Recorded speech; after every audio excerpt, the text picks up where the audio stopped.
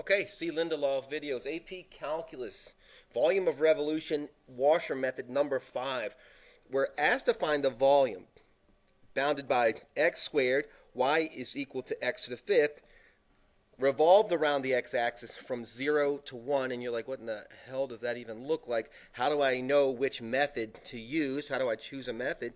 Well, the first thing I would do is take a look at the picture of it. So here's what this thing looks like, is this. So if you look carefully, here's x squared, and here's x to the fifth, and I put this on the interval that we were looking at. So there's that interval that we're interested in. So what we're talking about here is revolving this thing around about the x-axis. So it would look like this, and my art sucks, but it would look like this, kind of conical like this, right?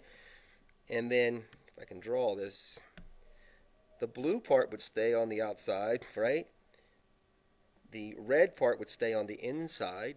This is supposed to give us a clue what we're going to do, like this. Hopefully you can kind of see this. This thing has a hole down the middle of it, right? This thing is spinning around this way, so it's doing this, right? It's doing this. It's spinning about the x-axis. So the whole thing is spinning like this.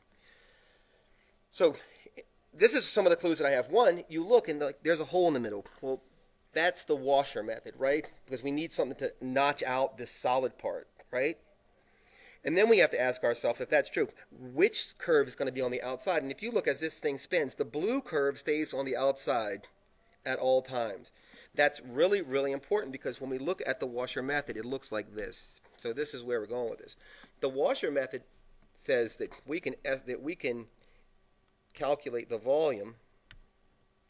We can calculate the volume by doing this. So here's the washer method. The volume is equal to pi times the definite integral a to b.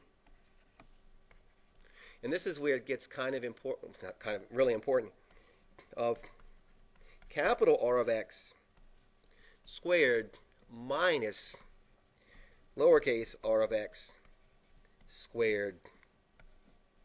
I should put this whole thing like this. So I'm going to use these brackets outside. dx. So you look at it, you're like, what the hell are you talking about?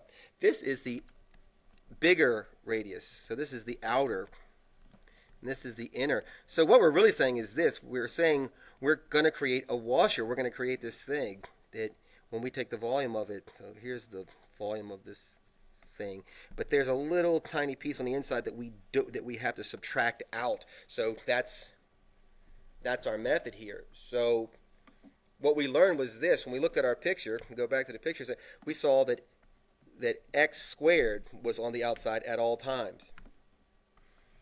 So that's our outer washer. On the inside, as you can see as it turns, is x to the fifth. So from here, once you get this figured out, it actually gets pretty straightforward, I think. I think it gets pretty straightforward.